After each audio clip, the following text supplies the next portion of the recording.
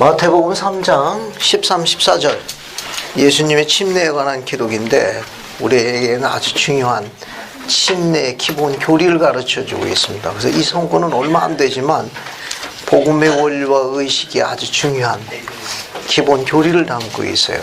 이 성구에서 우리를 기쁘게 하는 무한한 하나님의 가르침에 대한 이해력을 확장시킬 수 있습니다. 그래서 성구를 한번 읽어보도록 하죠. 그래서 김지선 자매님 한번 읽어봅시다. 마태복음 3장 13절 시까지 전부 다 읽어봐요.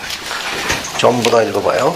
그때 예수께서 갈릴리로부터 요단강에 이르러 요한에게 침례를 받으려 하시니 요한이 말로 이르되 내가 당신에게서 침례를 받아야 할 터인데 당신이 내게로 오시나이까. 예수께서 대답하여 이르시되 이제 허락하라. 우리가 이와 같이 하여 모든 의를 이루는 것이 합당하니라 하시니 이에 요한이 허락하는지라. 예수께서 침례를 받으시고 곧 물에서 올라오실새 하늘이 열리고 하나님의 성령이 비둘기같이 내려 자기 위에 임하심을 보시더니 하늘로부터 소리가 있어 말씀하시되 이는 내 사랑하는 아들이요 내 기뻐하는 자라 하시니라. 감사합니다. 거기 13절 첫 절 보면 이때에 예수께서 갈릴리로서 요단강에 이르러 요한에게 침례 받으려 하시더라. 이때는 어느 때입니까? 거기 마태복음 3장 13절에 이때라고 나오는 이때는 어느 때를 이야기하죠?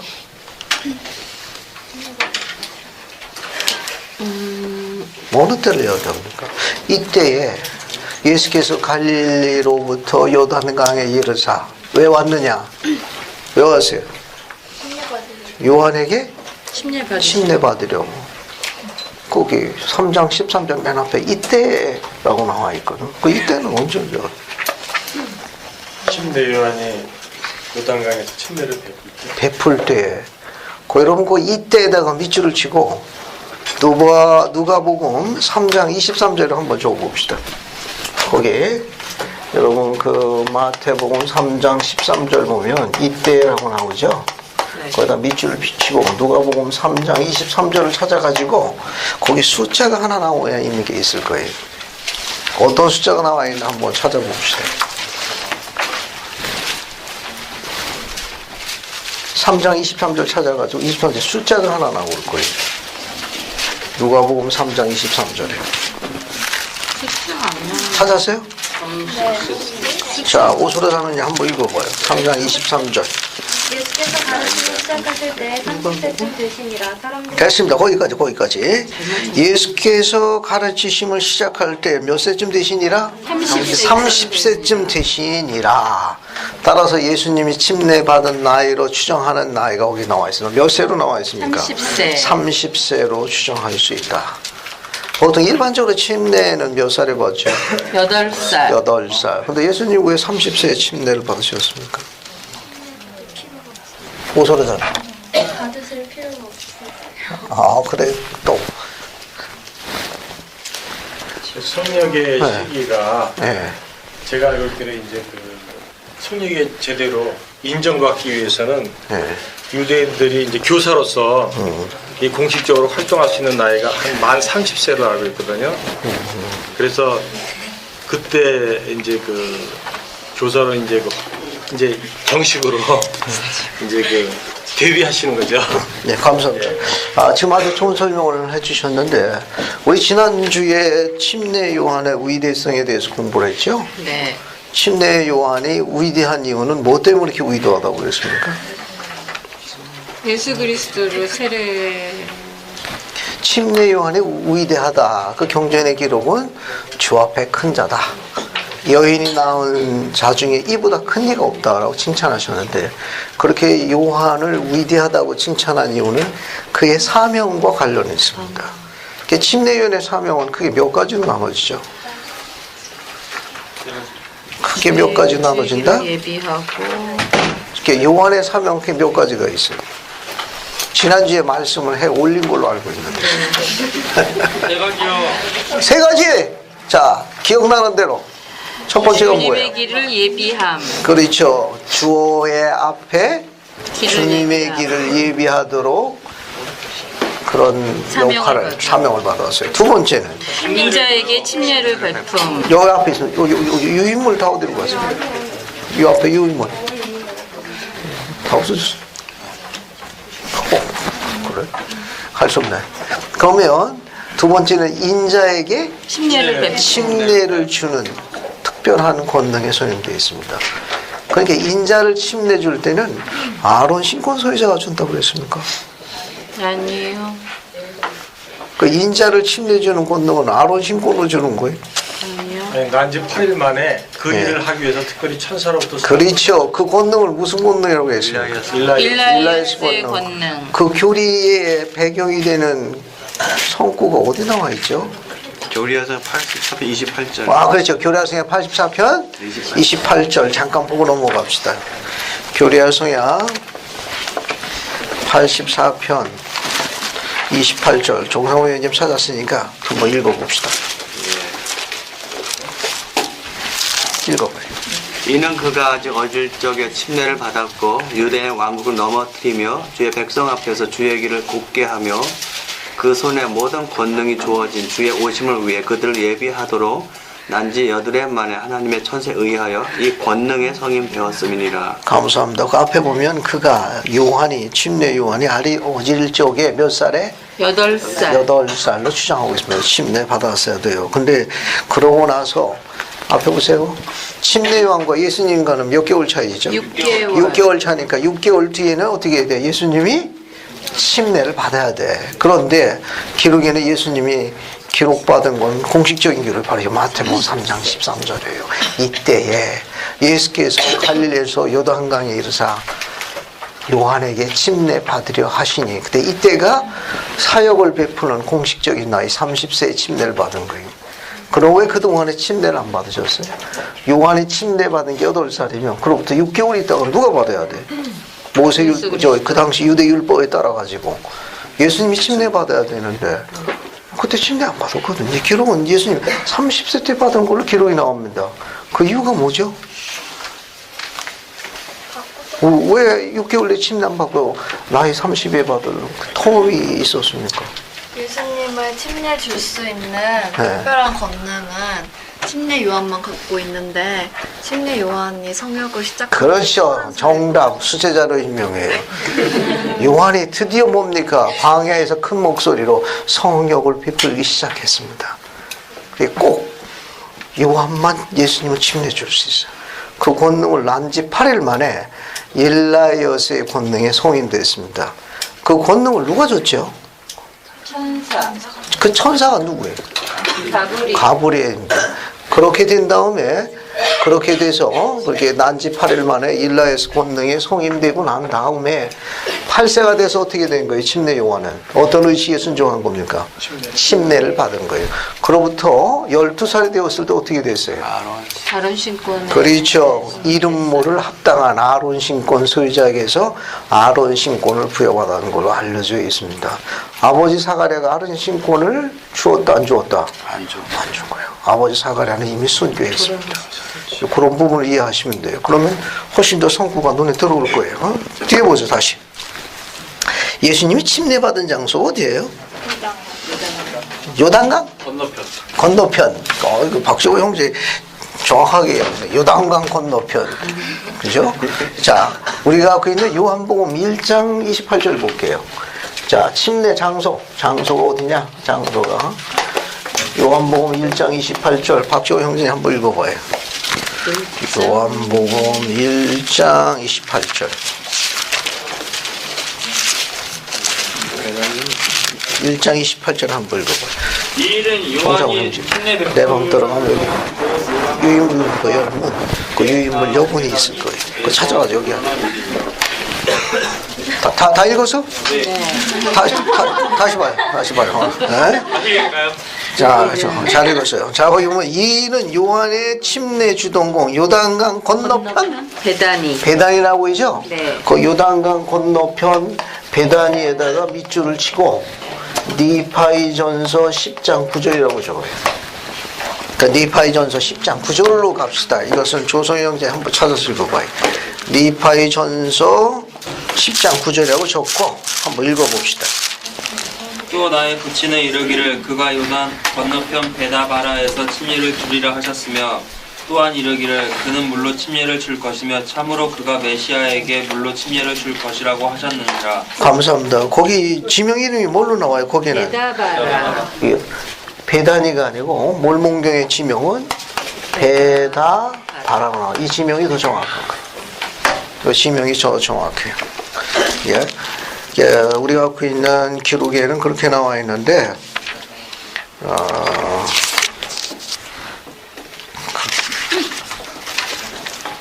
베다바라가 더 정확한 기록이에요. 그래서 여러분 어딜 보시는가 하면은 우리가 갖고 있는 이 몰몬경 교리와 성야 뒤에 부록에 보면 지도가 나와요. 교회 지도 11번 신약 성서 시대의 지도라고 있어요.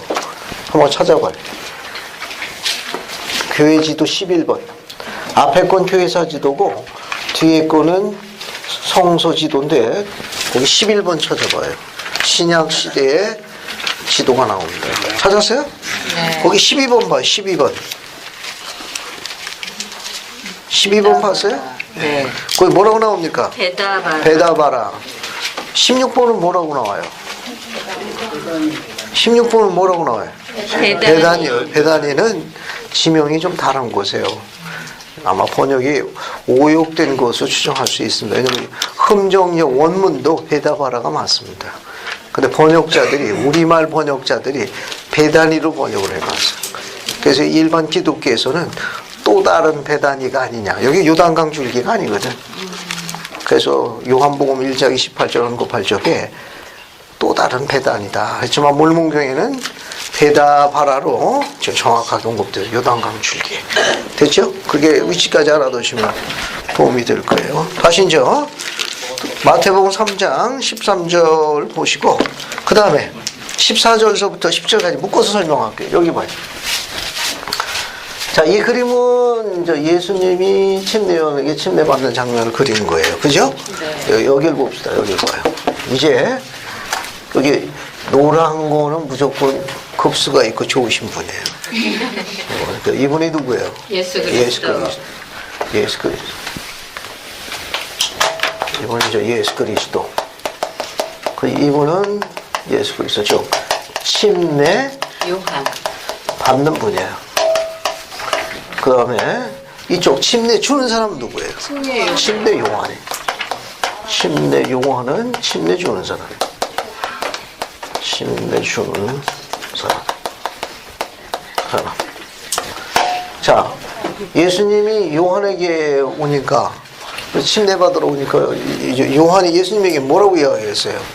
당신에게서 내가 침례를 받아야 할 텐데. 받아야 되는데 당신이 내게로 오는가? 아, 내게로 오는가? 그래서 요한이 어떻게 했어요? 예수님이 다가오는 걸. 그 기록은 뭐라고 나와 있는가 하면은, 그죠?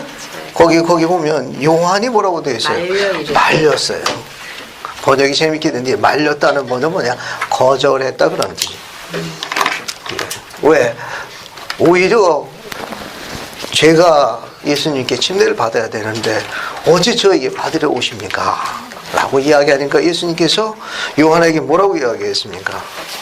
허락하라. 그 뒤에 뭐라고 그랬어요? 모든 의를 즉 모든 의를 이루려 하는 것이 합당하리라. 침례를 받는 것이 모든 의를 이룬다고 이야기하셨어요. 예수님께서 모든 의를 이루려 하심. 이걸 교리적으로 어떻게 설명하죠? 모든 의를 이루려 하시면 교리적으로 어떤 의미를 갖고 있습니까? 내가 참. 회왕국에 예. 회왕국에 들어가기 위해서 하나님 아버지께서 정하신 그 문이 침례거든요.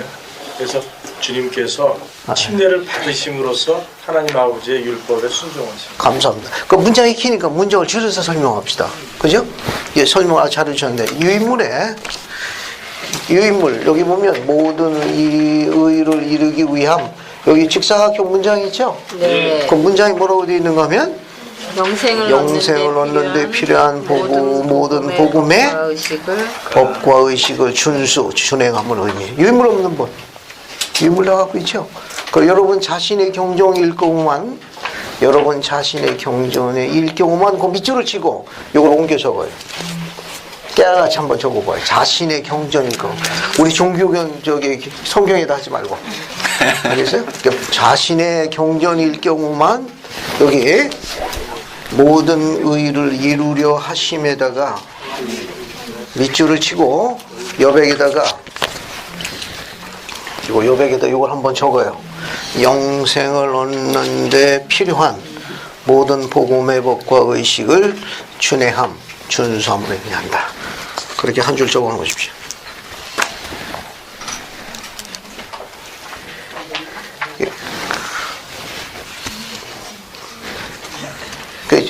강의 중간에 기록을 남기는 게 좋아요. 그 적는 가운데 또 영감이 떠오르고 또 영을 초대할 수 있습니다.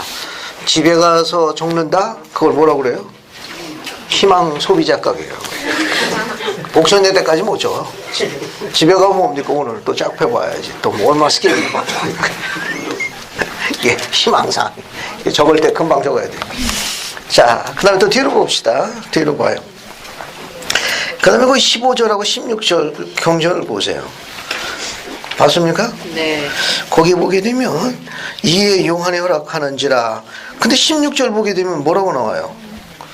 예수께서 침례를 받으시고 물 위에 올라오실세. 그렇게 되어 있죠? 그런데 우리가 갖고 있는 영감역 번역에는 재미있는 기록이 하나 있습니다. 이 마태복음 3장 15절하고 16절 이에 허락하는지라. 그 다음에 16절에는 예수님께서 침례 받고 물 위로 올라오시다고 되어 있어요. 근데 영감역이 여기에 한 줄이 더 들어가 있습니다.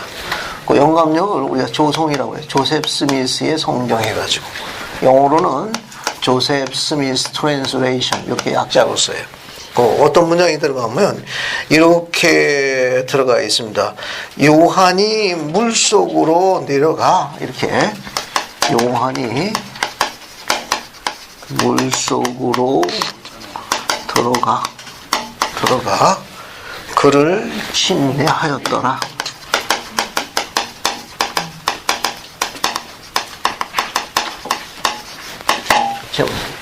영감역에 이 문장이 하나 들어가 있어요. 물속으로 들어갔다 그래가지고 더 정확하게 번역 물속으로 내려가 이게 더 정확한 것 같네. 왜냐하면 John went down 그 다음에 into the water.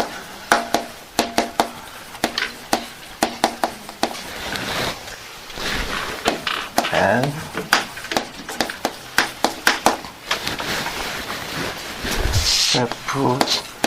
baptized him. 그래서 이 요한이 물속으로 아래로 내려 들어간 거예요. 왜냐면 고고 다우니까 내려간 거예요. 그러니까 여기 있다가 다운 내려간 거예요. 다운. 밑으로 내려. 그래서 흥정역에는 이 번역이 없어요. 근데 영감역에는 침례 요한이 물속으로 내려 들어가 다운 들어가가지고 baptized him. 그를 침례하였더라. 그러고 나서 16절 연결되는 거예요. 16절 어떻게 되어 있습니까? 예수께서 침례를 받으시고 그 다음 문장이 어떻게 되어 있어요? 물에서 침례 받으시고 예수님은 위로 난 거. 그러니까 예수님은 또 어떻게 된 거예요? 요한과 함께 물속으로 다운 내려간 게 맞는 거예요. 그래서 물속에 내려가셨으니까 침례 받은 다음에는 위로 올라오신 거예요. 물 위로 올라오시세. 그죠? 자, 그러면 우리 좀 몇 가지 기록을 하나 좀 찾아봅시다. 여기 침례 받는 사람은 예수님이고 침례 주는 사람은 요한이에요. 근데 요한은 특별한 증인입니다. 특별한 증인인데 침례 주는 사람뿐만 아니라 요한이 본 거와 들은 것이 있어요. 침례 요한이 본 거, 또 침례 요한이 들은 거.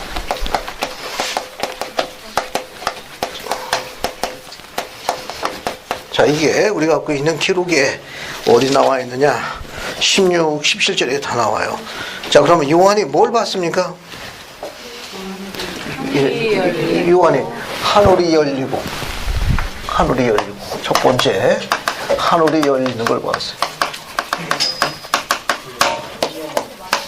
두 번째도 뭘 봤어요? 하나님의 성령이 네? 비둘기같이 내려 그거 여러분 기록에 나온 대로 하나님의 성령이 비둘기같이 내려가죠. 누구에 임했어요? 자기 위에 임하는 자기는 예수님이니까 요한입니까? 예수님이 그리스도. 이야기하는 거예요. 예수님. 그러니까 하나님의 성령이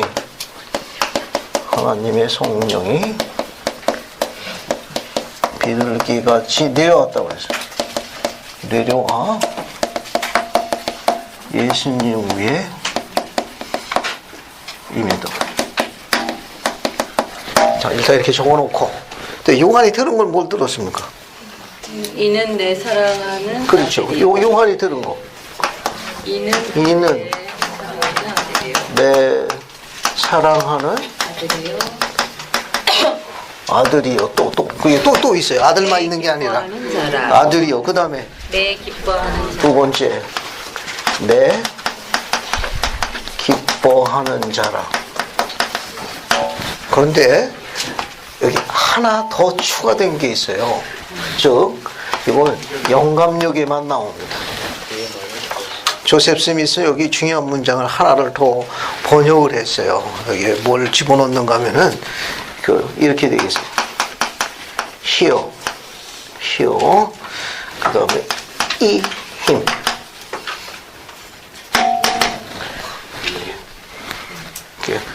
그의 말을, 너희는 그의 말을 들으라.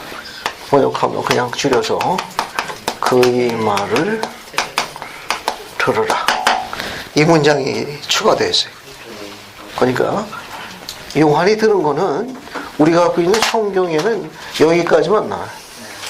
여기까지만 나오는데 선지자 조셉 스미스는 이 문장을 추가했습니다. 이게 들어가야 맞다는 거예요. 그래서 이는 내 사랑하는 아들이요 내 기뻐하는 자니 그의 말을 들으라. 이때 그의 말은 누굴 이야기해요? 예수 그리스도. 예수님을 이야기하는 거예요. 예수 그리스도의 말씀을 들으라. 다른 기록도 있습니다. 어디 보시는가 하면은 변형의 사건 때도 이 중요한 기록이 하나 추가되어 있어요. 마태복음 17장 5절 갑시다. 마태복음 17장 5절 봐요. 봤습니까? 네. 한번 읽어볼게요. 이지선 자매님 한번 읽어봐요. 마태복음 17장 5절 한번 읽어볼게요. 말할 때 호련히 빛난 구름이 그들을 덮으며 구름 속에서 소리가 나서 이르시되 이는 내 사랑하는 아들이요 내 기뻐하는 자니 너희는 그의 말을 들으라 하시는지라. 감사합니다. 거기는 뭐 어때요? 똑같은 문장이 있는데요. 하나 더 추가되어 있죠. 그의 뭐가 말을 있습니까? 들으라. 그의 말을 들으라. 그러니까 마태복음 3장에 나와 있는 예수님의 침례 기록에서도 없대요. 역시 17절에도 그의 말을 들으라가 삭제된 거예요. 그게 있어야 맞는 거예요. 또 그의 말을 들으라고 회복과 관련되어져 있는 우리 교회의 역사가 어디에 있죠?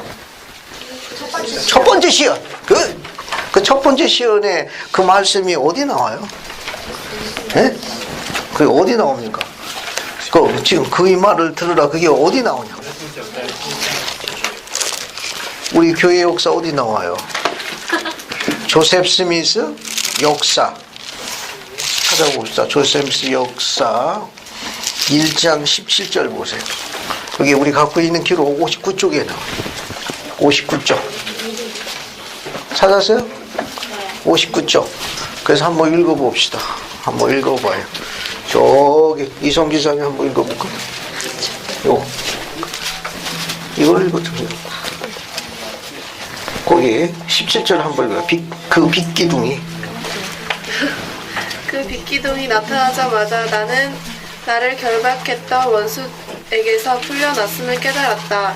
그 빛이 내 머리 위에 머물렀을 때 나는 글로 표현할 수 없는 광채와 영광을 지닌 그분이 내 위 공중에서 서 계신 것을 보았다. 그 중 한 분이 내 이름을 부르시면서 나에게 말씀하시는데 다른 한 분은 가리켜 말씀하시기를 이는 내 사랑하는 아들이니 그의 말을 들으라 하셨다. 감사합니다. 거기도 뭐가 나와요? 그의 말을 들으라. 따라서 이게 여기 들어가야 맞는 거예요. 들어가야 맞는 겁니다. 그런데 요한이 본 것 중에 하나님의 성령이 어떻게 비둘기같이 예수님의 임이 있다고 그랬죠? 네. 근데 오늘날 우리 침례를 보게 되면은 침례 주는 사람이 있고 침례 받는 사람이 있고 또 누가 또 있습니까? 오늘 우리 현대 증인. 그러면 예수님의 침례에 여기 봐요. 침례 주는 사람은 요한이고 침례 받는 사람은 예수 그리스도예요. 그러면 증인은 여기 물고기냐? 첫 번째 알겠어요? 물고기냐? 물속이니까. 두 번째 여기 서 있는 사람들이냐? 알겠어요? 아니면 안 보이지만 비둘기 한 마리가 날라와서 예수님한테 그 비둘기냐? 누가 증인입니까? 하나님 아버지가 증인이시죠. 다시 설명할게요. 오늘날 침례는 침례 주는 사람이고 받는 사람이고 증인이 있어요. 그러면 예수님의 이 침례가 하나님 보시기에 합당하다는 걸 증거할 증인이 선별돼야 돼. 그러면 여기 침례 요한이 있고 예수님이 있어요. 침례 주는 사람, 침례 받는 사람이 있는데 그럼 증인은 누구냐? 물속에 있는 물고기다. 아니다. 여기 있는 수많은 당시에 있었던 그 백성들이다. 세 번째, 비둘기 한 마리가 날라오는 그 비둘기다. 흰 비둘기. 아니다. 거기 서 있는 낙엽송이다. 원래 그 증인인 두 사람이거든요. 네. 두 분이거든요. 그래서 하나님 아버지와 성신께서 그것을 인정하신 기록이 바로 여기 나오는 거죠. 다른 의견이 있습니까? 오늘날 증인은 투명이지만 예수님의 침례에 대한 이 기록은 대단히 중요합니다. 특별한 증인이 여기 지명되어 있어요. 유인물을 먼저 읽고 설명할게요. 자, 여기 보시게 되면 여기 직사각형 큰 거 한번 봐요. 봤습니까? 네. 한번 읽어볼게요. 신혜경님 한번 읽어보시죠. 침례 요한은 그 의식을 관리한 증인으로? 네, 증거로. 침례 요한은 그 의식을 관리한 증거로 성신이 비둘기 모양으로 또는 오히려 비둘기 표적으로 내려오는 것을 보는 특권을 가졌다. 비둘기의 표적은 세상이 창조되기 전에 성신의 증거로 제정되었으며 악마는 비둘기의 표적으로 임할 수 없다. 성신은 개체이며 사람의 형상을 갖고 있다. 성신은 자신이 비둘기 모양으로 변화된 것이 아니라 비둘기의 표적으로 나타났다. 성신은 비둘기로 형상을 변화시킬 수 없다. 그러나 비둘기는 진리와 무죄의 상징이므로 그 행위가 참되다는 것을 나타내기 위하여 비둘기의 표적이 요한에게 주어진 것이다. 감사합니다. 선지자 조셉스는 뭐라고 했는가 하면 이 예수님의 침례가 합당하다는 거, 참되다는 증거로 영문은 위트니스예요. 증인이란 말, 증인 같은 표현이에요. 증인, 증거, 위트니스란 말. 이 증인으로 여기 성별된 사람은 누구냐? 성신. 근데 성신은 그 의식이 참되는 걸 임할 때는 성신만 가지고 있는 독특한 사인이 있어요. 이 사인을 표적이라고 하는데 이 표적은 악이 쓸 수가 없도록 천국 평화의 때 하나님 아버지께서 제정을 하셔서 악은 손을 못 대. 그 표적이 바로 뭐냐? 여기 비둘기 표적이에요. 저 비둘기 같이 내려오는 거. 이게 사인이야, 사인. 이게 성신이 하늘에서 내려와가지고 예수님에게 임하는데 그 임하는 표적이 뭐냐? 성신이 임하는 표적이 비둘기가 내려앉는 표적으로 오는데 악마는 그 표적을 쓸 수 없다는 거예요. 왜냐하면 이 비둘기 같이 내려오는 이 사인은 뭐의 상징이에요? 진리와 무죄의 상징. 진리와 무죄의 상징. 조금 이따 설명할게요.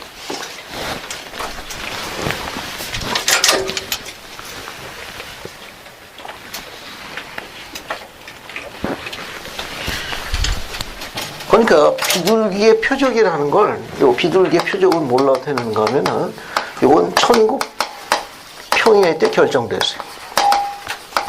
제정돼가지고 성신이 임할 적에 그 사인이 비둘기가 내려앉는 사인으로 임하는 거예요.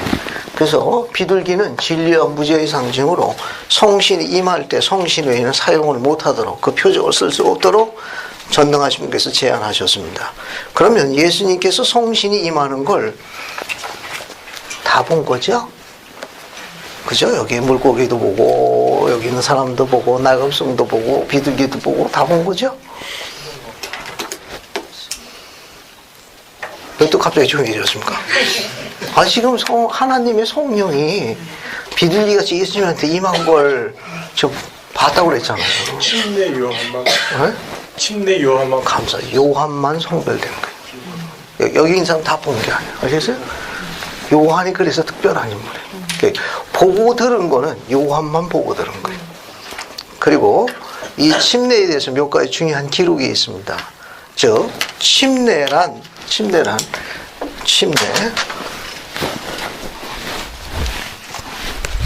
여기다가 적읍시다.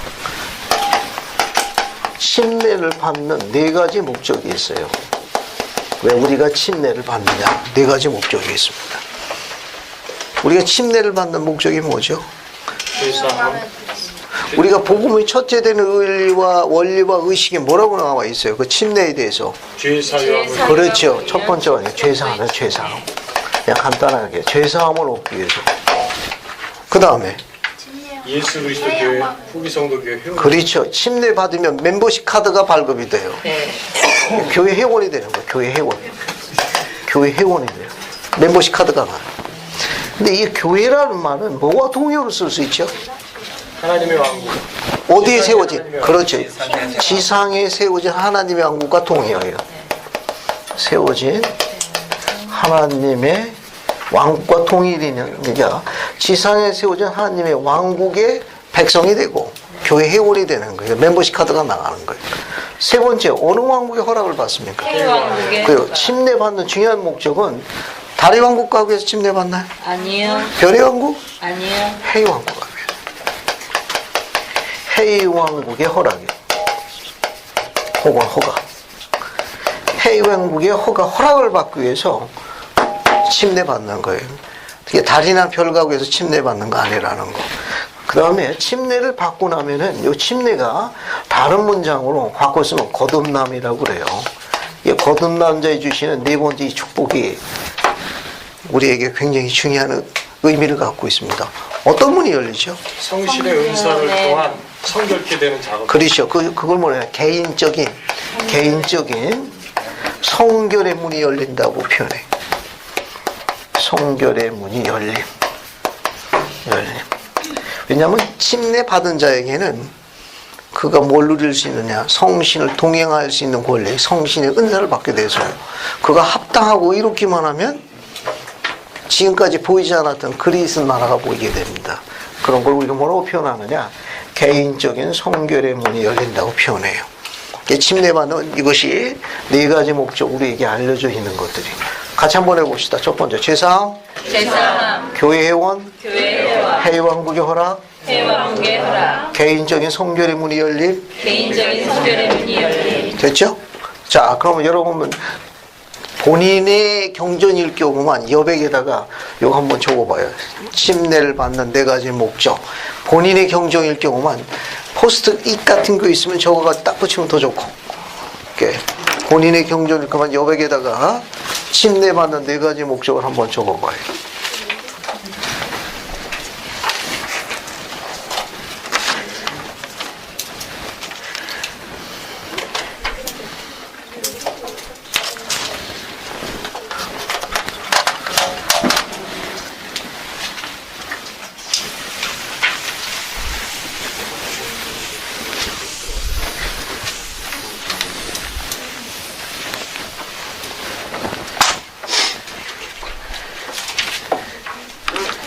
침례만 받고 성신의 은사를 안 받는 경우도 있잖아요.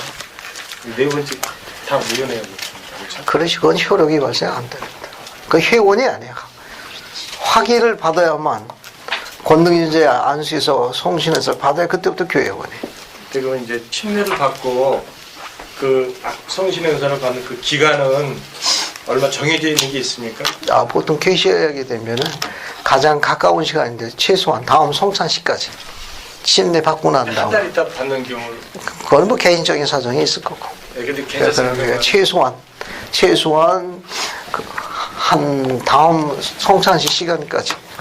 침례 받고 나서요 성신 은사 안 받고 비활동에 듣다가 다시 그리고 그 사람 같은 경우는 의식을 다시 받아야 돼. 침례 같이 받아. 그렇지. 그 기록을 찾지 못하면 만약에 죄를 또 졌을 때는 어떻게?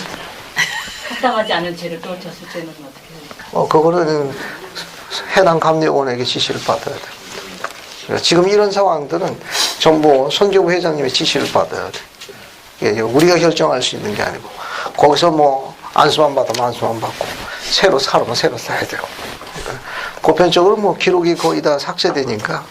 왜냐하면 그분들은 일정 기간 침례에 대한 그 안수를 안 받게 되면 거의 기억을 못 할 거예요. 침례와 성신환서도 받았는데 기록이 없다. 왜냐면은 그 회원으로 간주 안 되기 때문에 기록 자체가 보고가 안 될 거예요. 자, 그 다음에 이제 예수님이 침례받는 4가지 이유가 있습니다. 예수님이 침례받는 4가지 이유가 있어요. 그 예수님은 우리가 조금 다릅니다. 예수님은 우리는 여기 봐요. 죄사함을 위한 침수로서의 침례를 받는 거예요. 그래서 죄사함을 위한 칠판 봐요. 죄사함을 위한 침수로서의 침례를 받습니다. 침례를 받는데 예수님은 조금 달라요. 예수님이 침례를 오늘 공부하고 침례를 받으신 거예요. 그럼 예수님은 왜 침례를 받았냐? 그 4가지 이유가 있어요. 예수님은 우리가 달라가지고 우리는 죄사하면 죄를 씻기 위해서인데 예수님은 죄가 있습니까? 없어요. 예수님은 죄가 없으신 분이에요. 죄가 없으신 분이에요. 죄가 없으신 분. 이 죄가 없으신 분이라는 경전기절이 우리가 그 신약성경에 몇 군데가 있습니다. 여러분 유인물 여기 생각할 점 여기 한번 보세요. 우측편 맨 위에. 네. 찾았어요? 네. 거기 보면 예수님은 죄가 없으심 찾았습니까? 네. 요 성구 3개 정도 나눠두세요. 히브리서 4장 15절 찾지는 않습니다. 베드로전서 1장 19절, 요한일서 3장 5절은 예수님이 죄가 없다는 성구예요. 여러분 경전 여백에다 적어보세요. 이거 찾으려면 쉽지 않습니다. 예수님은 죄사함을 위한 침수 침례를 받은 게 아니에요. 죄가 없음에도 침례를 받는 그 이유가 4개가 있어요. 4가지 이유가 있어요. 그럼 예수님이 죄가 없다는 성구가 어디 있느냐? 히브리서 4장 15절, 베드로전서 1장 19절, 요한일서 3장 5절 여기 기록이 나옵니다. 한번 경전 여백에도 한번 적어놔요. 이거 일일이 찾으려면 쉽지 않습니다. 우리하고 조금 다르다는 거예요. 자, 여기 봅시다. 예수님이 침례받은 건 첫 번째, 아버지 앞에 뭘 보이기 위해서? 겸손. 그 다음에 여기 있는 침례는 계명이에요. 침례는 계명이에요. 계명이 뭐 한 거예요? 순종. 아버지 앞에 겸손. 계명에 순종한 거예요. 세 번째, 이게 아버지 앞에 겸손, 계명에 순종. 그리고 우리에게 뭘 보여주셨습니까? 즉 죄가 없음에도 불구하시고 어떻게 했어요? 침례 안 받으셔서 구원받으신 분이에요. 그분만 유일하신 분이에요. 근데 우리는 안 돼. 알겠습니까? 모범이 됐어. 우리 모범을 보이셨어요. 또 어떤 중요한 율법과 의식에 대한 회의왕국에 그렇죠. 여기 그분도 해이왕국에 들어가기 위해서는 침례를 받아야 몸소 그걸 의식을 받으신 분이에요. 역시 해이왕국의 허가입니다. 예수님이 받은 4가지 중요한 이유예요. 따라서 하십시오. 아버지 앞에 겸손, 아버지 앞에 겸손, 계명의 순종, 계명의 순종, 모범을 보이신, 모범을 보이신 해이왕국의 허가. 해와 함께 허가. 여백에다가 역시 같이 한번 적어보세요. 예수님이 침례받으신 4가지 이유. 여백에다 한번 적어보세요.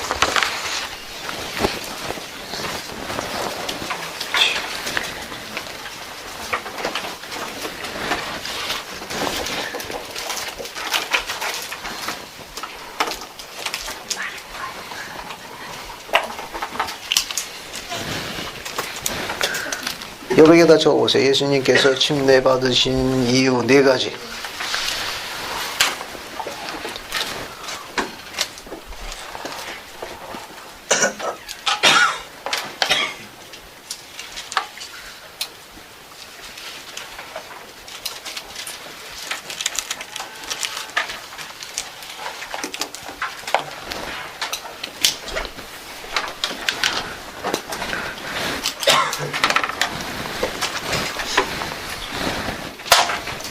자, 다 적으셨으면 이제 하나 더 설명하고 유혹을 물리쳤다는 기록으로 넘어갈게요. 앞에 보세요. 재밌는 거 하나 설명합시다. 자, 우리는 여기서 뭘 공부할 수 있는가 하면은 시내의 구성원에 대한 거 공부할 수 있습니다. 신앙교적 1조가 어떻게 구성되어 있죠? 우리는 영원하신 하나님 아버지와 그렇죠. 하나님 아버지, 그건 아버지 하나님 다 좋습니다. 영원하신 아버지 하나님과 그의 아들 예수 그리스도와 성신을 믿는다. 그럼 시내에 그러면 여기 아들은 있네. 그죠? 네. 성신도 있나요? 네. 그렇죠. 성신이 비둘기처럼 예수님을 임했다고 누가 봤어요? 요한이 봤고. 네, 요한. 그러면 여기 아버지도 계셨나요? 네. 네. 어디 계셨어요? 하늘이 열리고 여기 하늘이 열리고 그죠? 네. 여기 그림 보게 되면 여기 하늘이 열리고 알겠어요? 예, 신앙의 눈으로 봐야 보입니다. 예, 웬만큼 보면 잘 안 보여요. 예? 자, 뭐라고 했습니까? 이는 내 사랑하는 아들이니 내 기뻐하는 자요.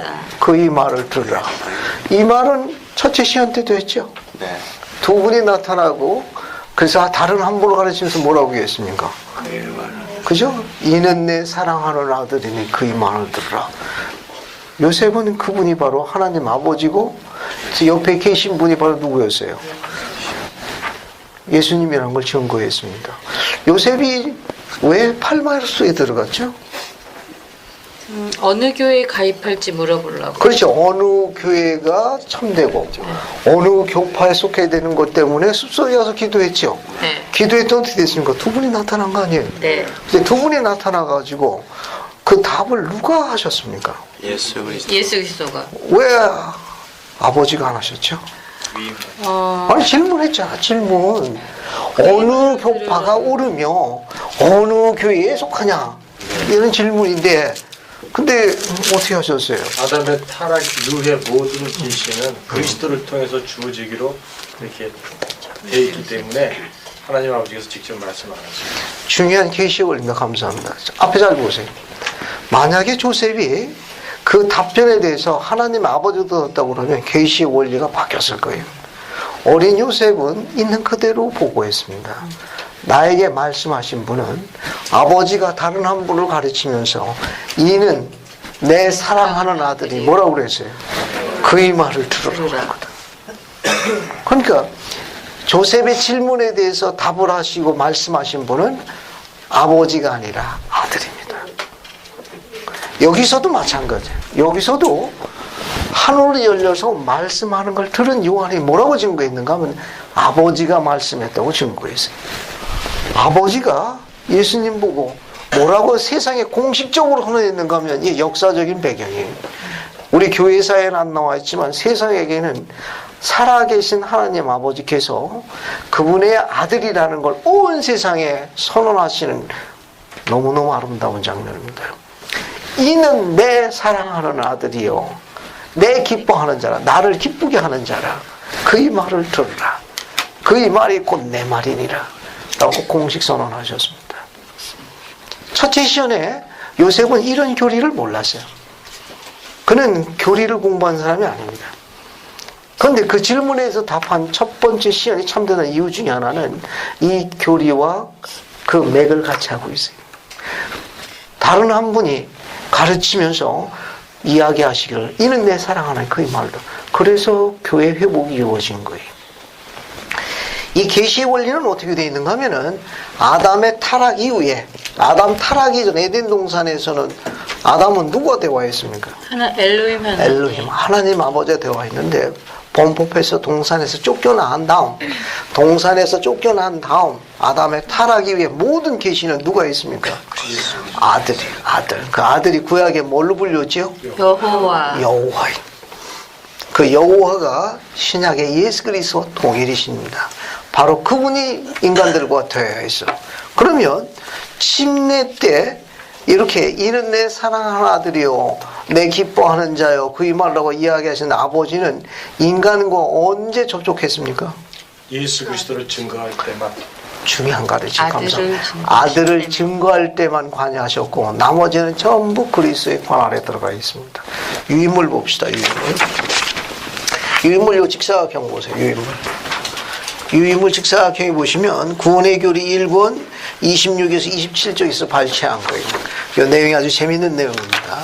거기 그 직사각형 하나 김현진 자매님 한번 읽어봐요. 타락 이후의 모든 계시는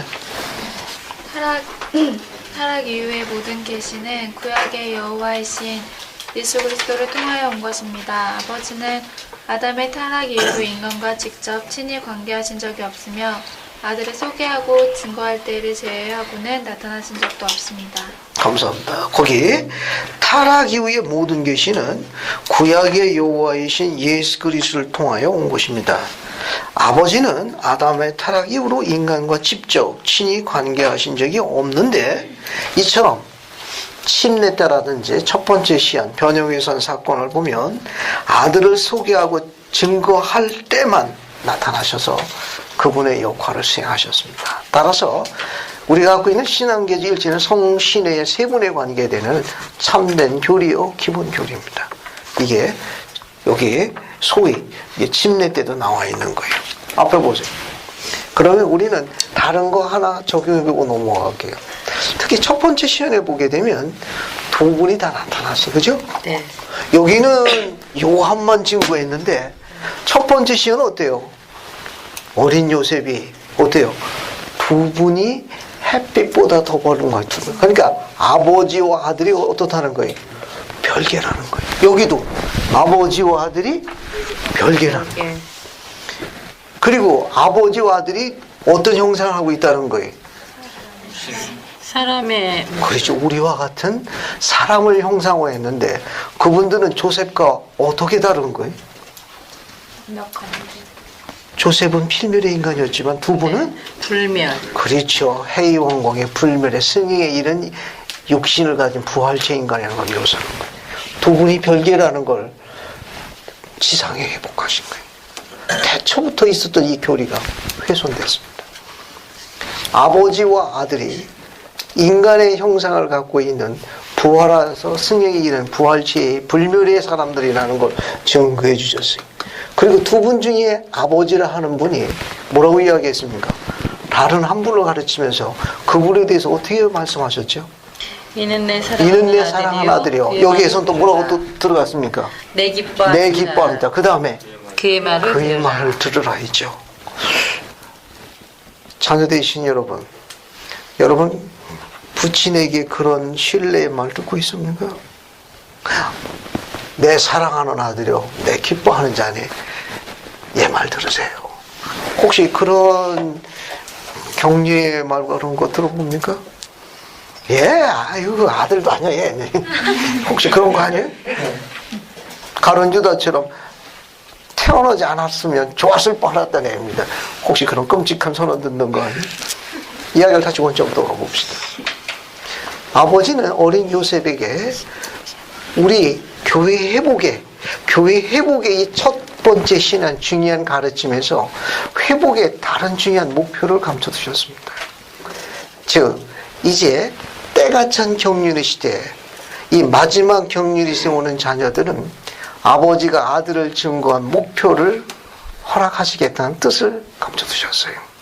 이제 이 지상에 오는 자녀들은 부모를 기쁘게 하며 그분들에게 면류관을 드릴 수 있는 훌륭한 자녀들을 지상에 보내겠다는 뜻도 포함되어 있습니다. 그래서 선언하신 거예요. 우리 모두에게 부모님으로부터 이는 내 사랑하는 아들이요, 내 기뻐하는 자로, 이는 내 사랑하는 자요, 내 기뻐하는 딸로 첫 번째 시간에 감춰진 중요한 목표입니다. 그것도 또 하나 중요한 게 하나 있어요. 어때요? 하나님 아버지께서 지상에 오셔서 그 팔마의 숲속에 제일 먼저 하신 일이 뭐였습니까? 하나님 아버지가요? 그렇지. 팔마의 숲속에 오셨을 적에 저 지상에 이제 모처럼 방문하셨는데 모처럼 방문하셔서 제일 먼저 하신 일이 뭐냐고? 요셉의 이름을 부르시면 조셉 이름을 이름 불렀어요. 거기서 처음 봐가지고 통성명 했나요? 아니요. How do you do? My name is God the Father. How do you do? I'm Joseph Smith. 이 그런 통성명 했냐고? 아니요. 통성명 안 했어요. 아버지는 지상에 방문하셔가지고 조세바라고 이름을 부르셨습니다. 조셉이 알고 계셨어요. 조셉을 알고 있었다. 조셉의 목소리도 알고 있었고, 조셉은 아버지를 불렀어요. 하나님과 대화하는 이와 같은 기본적인 의식을 뭐라 하죠? 아버지와 대화하는 이 의식, 접견. 두 자를 맞았어요. 기도라 합니다. 기도. 기도래. 조셉이 기도하자 아버지는 통성명하지 않았습니다. 기도하는 자를 기억하고 계세요. 목소리도 안 되죠. 방문하셔가지고 조세바라고 이름 부셨습니다. 만약에 그분이 우리 이름을 기억하고 있으면 우리는 어떤 느낌 들겠어요? 소라, 지선아, 성지야, 하리마 이렇게 이름을 기억하고 있으면 어떻겠어요? 우리 느낌이 어떻겠어요? 한 번도 통성명을 한 적 없는데 어디 숨어. 중요한 가르침이 하나 숨어 있습니다. 이렇게.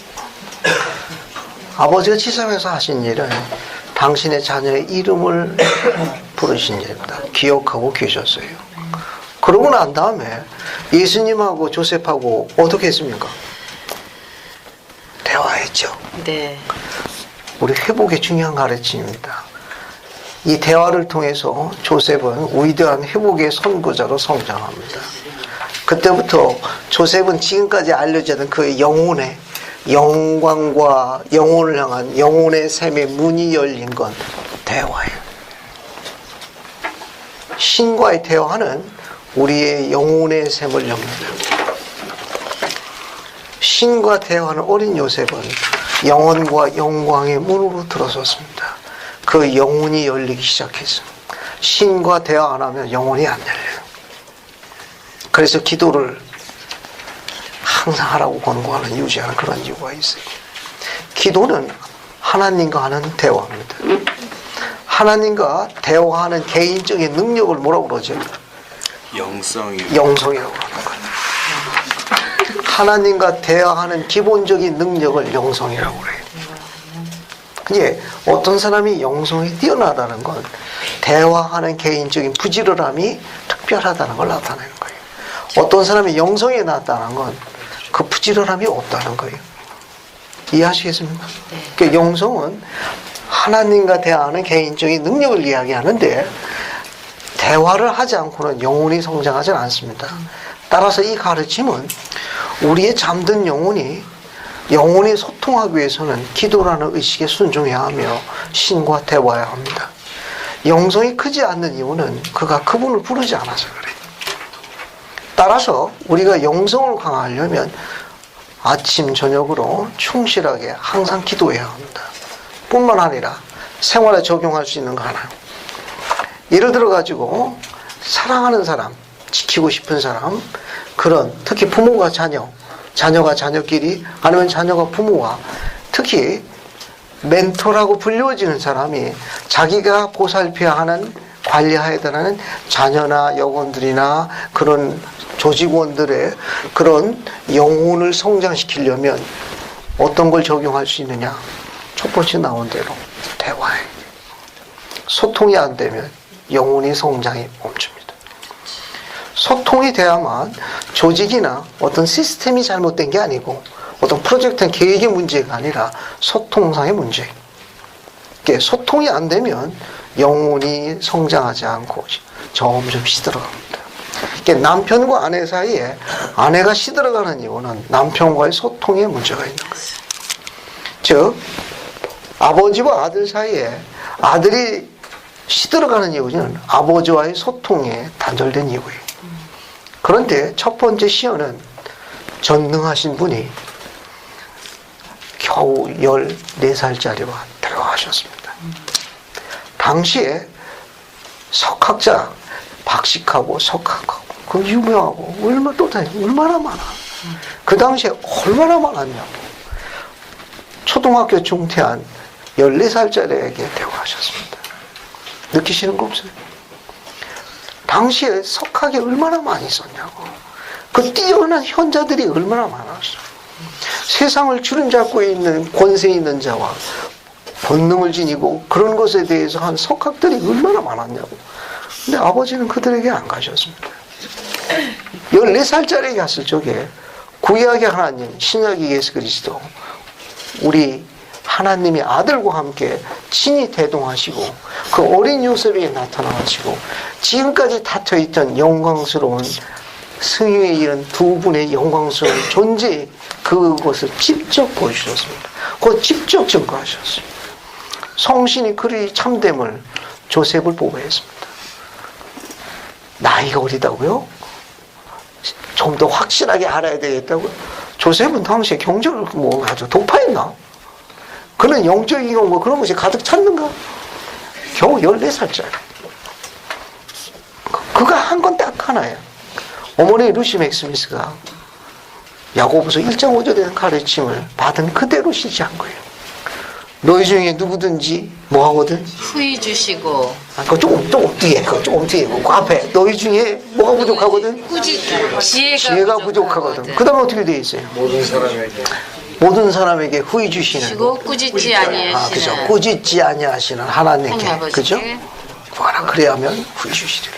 너희 중에 누구든지 지혜가 부족하거든. 모든 걸 후히 주시는 하나님께 구하라. 그 앞에 뭐라고 그랬습니까? 꾸짖지 않는다고 그랬어요. 그럼 뭔가 혼난 짓을 했을지도 모르지. 그거에 관계없이 내게 나아오는 걸 제한하지 않겠다는 거예요. 제한하는 건 우리가 제한하는 거예요. 우리가 제한하는 거, 우리가 만든 거예요. 경전을 좀 읽고 난 다음에 좀 깨끗하게 샤워하고 난 다음에 뭐 좀 성취하고 난 다음에 주님께서 이거 좀 들어주시고 해주시면 이거 우리가 다 제한한 거예요. 근데 주님은 꾸짖지 아니하시고 후히 주시겠다고 이야기했습니다. 대화가 없으면 영혼이 성장하지 않습니다. 대화해야 됩니다. 첫 번째 시연에 회복된 교회에 감춰진 중요한 원리입니다. 우리가 영혼의 창을 열고 신과 그런 개인적인 관계를 누리는 걸 악이 제일 싫어한다는 걸 기억하세요. 조셉이 숲속에서 기도했을 적에 악이 저항했거든요. 그죠? 네. 악이 제일 싫어하는 건 여러분 개인이 개인적으로 신과 개인적인 친밀한 관계를 갖는 걸 가장 질투해. 왜? 자기는 쫓겨났거든. 자기는 영혼이 다시 그 면전을 못 가. 자기가 없는 걸 가진 걸 제일 질투하는 게 루시퍼예요. 그러니까 그건 특권이에요. 삶이 힘들고 어려울수록 주 앞에 나아가 바른 길로 인도하도록 아버지의 이름을 부르고 영의 인도를 구할 수 있는 건 우리의 엄청난 특권이에요. 엄청난 특권이라고. 악은 그걸 제일 질투하는 거예요. 따라서 기도 안 하는 자를 어떻게 해요? 악이 엄청 칭찬한다고. 잘하고 있어. 너무 잘하고 있어. 계속 그대로 해. 이해하시겠습니까? 네. 거기다 이제 경전까지 알고 돼요. 완벽해. 너무 잘하고 있어. 악착같이 안 읽어야 돼. 너무너무 잘하고 있어요. 적과의 동심이. 잠깐. 자, 이제 정리됐죠? 이 짧은 경전의 규절이지만 시사하는 바가 너무 많습니다. 악이 제일 싫어하는 거, 하나님과 개인적인 관계를 갖는 일이에요. 대화하는 거예요. 그 다음 싫어하는 거, 그분의 말씀을 잡는 일이에요. 그것이 바로 마태복음 4장에 기록되어 있습니다. 예수님께서 광야로 가셨는데 예수님께서 이 두 가지 때문에 광야로 가셨어요. 악이 저항하죠. 그래서 제목은 뭐라고 했는가 하면 예수께서 광야에서 유혹을 대항하심. 그래서 여러분 유인물 뒤에 두 장이 있는데 그 펀칭이 거꾸로 돼 있어요. 그래서 성장과 발전의 원리 해가지고 뭡니까? 2-2일이 앞으로 나와야 되는데 성장과 변화의 원리. 그 순서가 약간 바뀌었어요. 유인물 그 프린트된 게. 그래서 제목은 뭐냐면 예수께서 광야에서 유혹을 대항하심. 마태복음 4장 1절부터 11절의 기록이에요. 이 절은 얼마 안 되는데 너무너무 참 재미있고 우리에게 지금까지 한 번도 듣도 못한 성장과 변의 리더십 원리까지 포함되어 있습니다. 이 세 가지로 구성되어 있는데 오늘 시간이 되는 데까지 다루고 다루지 못하는 건 다음 주까지 이어가지고 설명하겠습니다. 얼마 안 되지만 선지자 조셉이 있다는 걸 얼마나 큰 축복인지 몰라요. 일단 성구를 먼저 읽어봅시다. 마태복음 4장 1절부터 11절까지 한번 읽어볼게요. 이 성구가 아주 재미있고 좋은 성구입니다. 한번 읽어보겠습니다. 그래서 뒤에 저기 노연주 자매님이 마태복음 4장 1절부터 어디 보자요 5절까지 읽고 그 다음에 정화가 6절부터 11절까지 읽고 둘이 같이 다 읽고.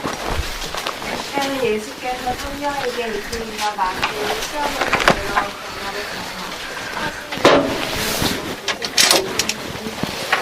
시험하는 자가 예수께 나와서 이르되 내가 만일 하나님의 아들이라면 명하는 그들의 특성이가 되면서 예수께서 대답하여 이르시되 사람이 성도로만 살 것이 아니라 하나님의 입으로부터 나오는 모든 말씀으로 살 것이라 하였느니라. 이에 마귀가 예수를 거룩한 땅으로 데려다가 성전 꼭대기에 세우고 이르되 내가 만일 하나님의 아들이어든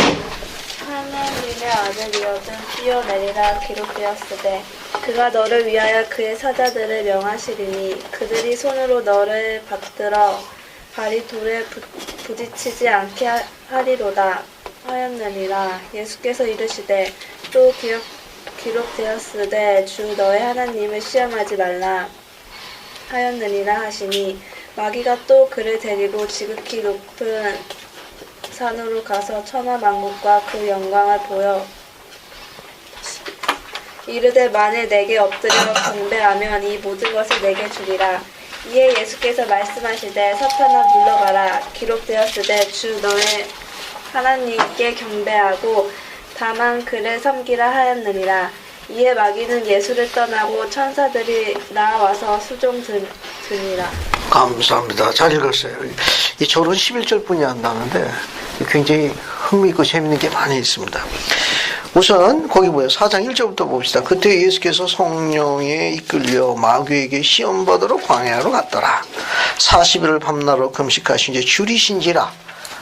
이게 광야로 가신 거예요. 광야 가셔서 40일 동안 금식하시고 그 금식이 끝나니까 줄이신 거예요. 엄청 신체의 변화가 왔겠죠. 40일 동안 아무것도 안 먹으면 어떻게 돼요? 조금 배가 고프겠죠? 여러분 이거 하시면 안 됩니다. 내 재주는 주 따르는 재주뿐이 없어. 오늘 가르침을 듣고 느낀 게 많아. 주님께서 40주야를 떡도 안 드시고 물도 안 드셨다고 그러는데 나도 그렇게 할 거야. 각오하셔야 됩니다. 실성판에 넣어가지고 몇 자리 봐야 돼. 교회에서 그런 거 공부하지 않으니까. 이거 여기선 다른 가르침을 배우라 그런 뜻인데 이렇게 무모하게 하시면 안 돼요. 무모하시요. 또 어떤 분은 또 경전에 사흘 밤낮 기도한 선지자의 기록이 많이 있습니다. 그래서 저 느낀 바가 있어가지고 또 사흘 밤낮을 또 물도 안 드시고 이제 72시간이 되는. 그래서 집에다가 이제 공고를 합니다. 냄새 피우지 말 것, 부스럭 소리 내지 말 것, 행동을 최대한 제한할 것, 신경 쓰기 위해서 내 에너지가 갈구되지 않도록 할 것, 뭐 이런 공고문까지 내는데, 그래서 72시간 안 되면 어떻게 돼요? 뭡니까, 그 72시간 동안에 좀 무리를 하다 보니까, 이제 결국은 병원에 가서 포도당 맞고 있고, 그러고서 와서 축복해달라고 그러고, 그 왜 했는지 잘 모르겠더라고.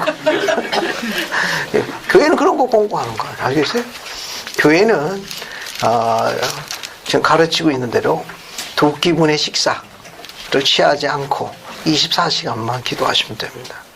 그러고 난 다음에도 더 그런 분의 인도를 받고 싶다 하면 적당한 텀을 뒀다가 다시 24시간 하시면 돼요. 일상생활에 공부하고 생업에 종사해야 되는데 그렇게 3일씩 이렇게 하는 건 교회에서 공식적으로 가르치면 아무도 없습니다. 알겠습니까? 예. 그렇게 하시면 안 돼요. 이건 정 문제가 있으면 이렇게 24시간 두 끼를 금식하시고 그렇게 금식하시고 난 다음에 그래도 뭔가 인도를 더 받아야 될 그런 욕구사항이 있으면 어느 정도 시간을 뒀다가 다시 하시는 거예요. 또 꼭 돕기만 하는 것도 아니에요. 예, 체력과 이런 모든 것을 한 끼 정도 하셔도 무난합니다. 그건 여러분의 그런 영감에 달려있는 거예요. 됐습니까? 그런데 구성원에게 강요하시면 안 됩니다. 내가 이를 성취하게해서 오늘 모두들 다 여기에 동참한다. 그래가지고 어린아이가 빵이 아니면 죽음을 달라 이렇게 하면 원래 어긋나는 거예요. 제일 무서운 주일이 금식주일이라고 그러면 이건 슬픈 일이에요. 이거는 그 교회에서 그렇게 가르치는 사람 아무도 없어요. 아무도 없습니다. 뭐 나중에 설명할 게 있을 거고요. 자, 우선 마태복음 4장 1절과 2절 봅시다. 거기 보면 그때라고 나오죠? 네. 그때는 언제 이야기합니까? 침례 받으신 그렇죠. 직후. 예수님께서 침례 받으신 직후에 그런 뜻이에요. 예, 그때란 말은. 그러니까 예수님께서 여기 예수님께서 침례 받으신 직후에 어디로 갔어요? 광야. 지금 마태복음 4장 1절 공부하고 있습니다. 예수님께서 침례 받으신 직후에 어디로 갔다? 광야로 갔어요. 왜 광야로 갔어요? 하나님과 함께 하시려고. 지금 마태복음 4장 1절을 이야기하고 있습니다. 거기 하나님께 함께 하시러 갔다는 기록이 나와 있나요? 저기 조셉 스미스 영감. 지금 제가 설명하는 건 마태복음 4장 1절 경전에 있는 그대로 이야기하는 겁니다. 그럼 뭐라고 되어 있어요? 예수님께서 뭐하러 간 거예요? 마귀에게 시험 그렇죠. 우리가 갖고 있는 성경의 기록은 마귀에게 시험 받으러 간 거예요.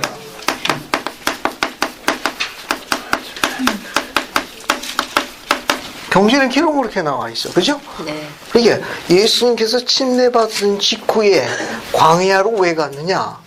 기록은 마귀에게 시험 받으러 간 거예요.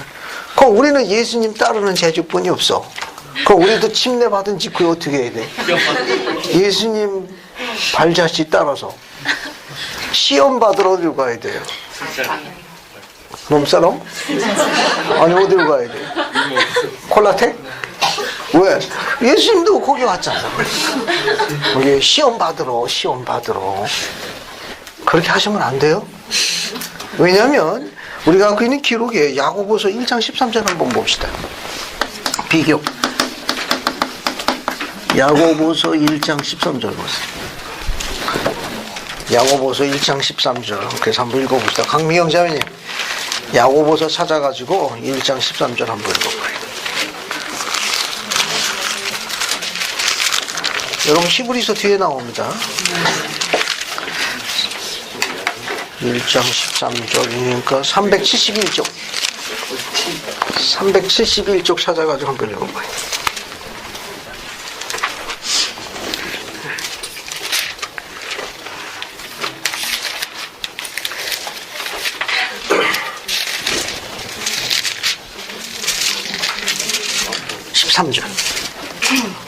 사람이 시험을 받을 때 내가 하나님께 시험을 받는다 하지 말지니 하나님은 악에게 시험을 받지도 아니하시고 친히 아무도 시험하지 아니하시느니라. 감사합니다. 이 원문은 같아요.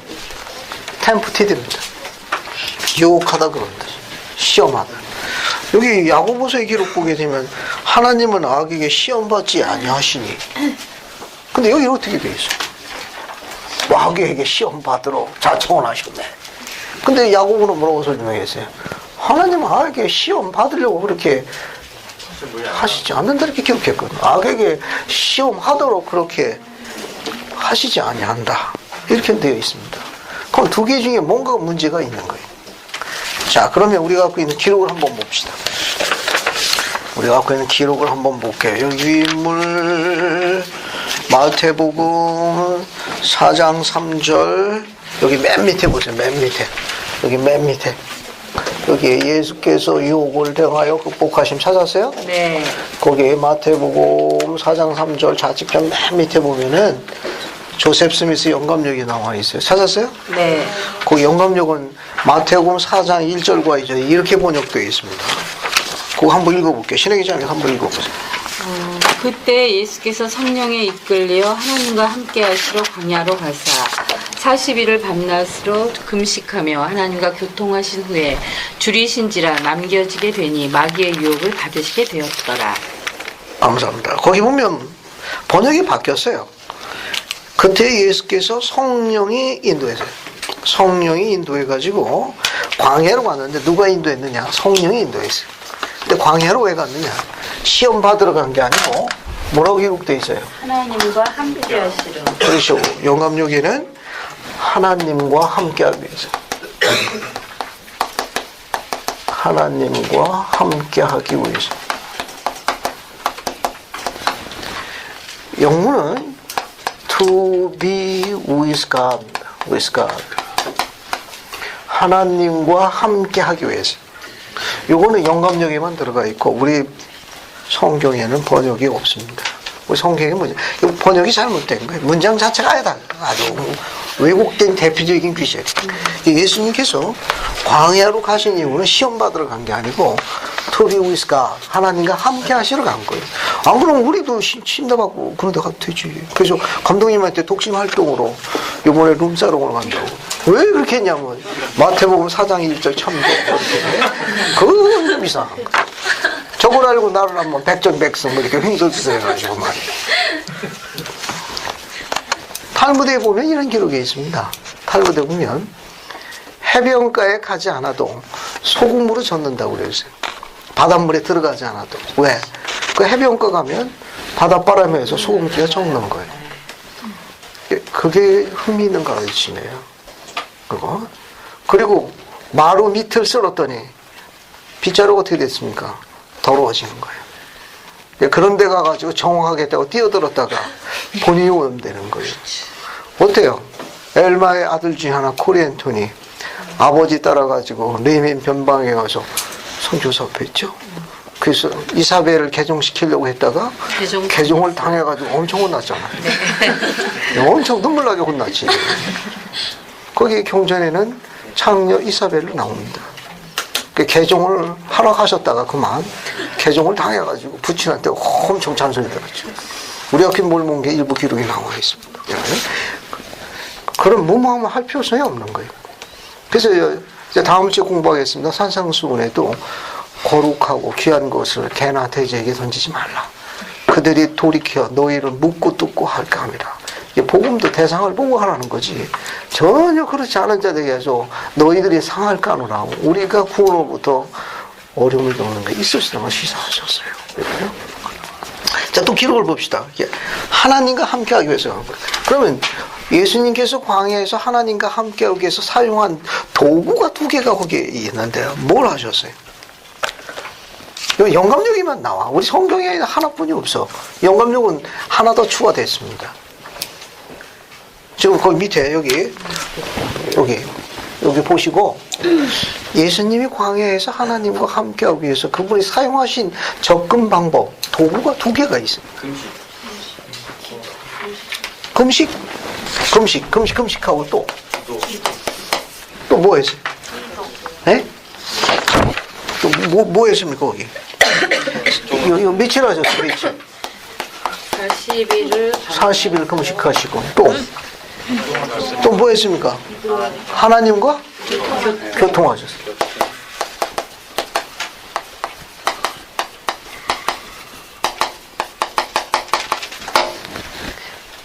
자, 하나님과 교통하시고 40일을 금식하셨다는 기록이 있습니다. 거기 한번 보세요. 40일을 밤낮으로 금식하며 하나님과 교통하신 후에, 그러니까 하나님과 함께하기 위해서 금식하고 명상했습니다. 그리고 뭐예요? 하나님과 교통했다고 그랬어요. 그러니까 금식하면서 명상하고 또 명상하면서 주님과 대화했어요. 그러니까 기도와 명상, 금식은 전부 하나님께 가까이 나가는 가장 중요한 접근 수단입니다. 그러니까 일반적인 주님과 대화하는 소통 방법 중에 훨씬 더 강력한 것이 금식 기도예요. 훨씬. 금식 기도는 하나님께 소청하는 데 달려가는, 마치 일반적인 기도가 국도로 간다고 그러면 금식 기도는 하이웨이로 가는 것 같아요. 우리가 그냥 가는 것들이 때로는 신호등이 많이 걸리는 국도로 간다고 비교하면 금식 기도는 신호등이 없는 하웨이를 달려와 같은 강력한 힘이 있습니다. 아주 강력한 힘이 있어요. 그래서 금식은 금식하기 전에는 유혹이 굉장히 많아. 즉 유혹이 더 훨씬 커져. 요 금식은 이게 금식 전과 금식 후가 있어요. 금식 전에는 유혹이 강성해 훨씬 강력해. 그리고 영성은 낮아지게 돼 있어요. 그런데 금식을 하고 나가면 어떻게 되느냐? 유혹은 낮아지고 영성은 강화돼요. 이게 금식의 특징. 금식은 하기 전에는 육적인 요소가 강화되어 있지만 금식을 함으로 인해 가지고 육을 통제하게 됩니다. 그래서 영적인 능력이 훨씬 배가 돼요. 훨씬 배가 됩니다. 교회에서 가르치고 있는 매달 몇 번째 주가 금식 주일입니까? 첫 번째. 자, 돌아오는 주가 무슨 주일이죠? 금식 주일입니다. 이 금식 주일날 성찬식 끝나고 집에 들어오자마자 죽음이 아니면 빵을 달라고 요구하시는 거에 대해 한번 검토해 보시기 바랍니다. 그러나 제한하는 건 아니지만 금식에 보여서 잘 이해하시게 되면 그날이 가장 기쁘고 좋은 날이고, 올바른 금식을 하고 성찬을 취할 때 내 아이가 생명나무를 먹었을 적에 영혼을 심령을 기쁘게 했다는 속죄형을 더 많이 느낄 수 있는 특별한 주가 됩니다. 판권을 제가 갖고 있어서 인용하지 마십시오. 전 개인적인 제 규칙이 있습니다. 자녀들은 때가 되면 그렇게 임무를 수행하리라고 판단이 돼가지고 강요한 적은 한 번도 없어요. 이제 성찬식 모임을 끝나고 집에도 그거는 각자 다르게 토요일 날 할 수도 있고 일요일 날 할 수도 있고, 이건 상황은 약간 조정이 가능합니다. 그래서 금식주일 날 성찬 끝나고 예를 들면 이제 집에 돌아오게 되면 어린 자녀들은 죽음이 아니면 빵을 달라고 울부짖죠. 그죠? 자녀들은 이렇게 지한 방. 그러면 이제 식탁이 차려집니다. 마술사 같은 솜씨로. It's magic. 왜? 모친도 배가 고프거든. 그러면 이제 아이가 묻습니다. 왜 아빠는 식사 안 하세요? 왜 아빠 건 안 준비해? 아빠는 오늘 5시까지 금식하신다 한다. 왜요? 우리 가족을 축복하셔야 대표를 하시는 거야 라고 엄마가 이야기합니다. 아니 왜 나만 대표야? 나만 항상 대표 선수가.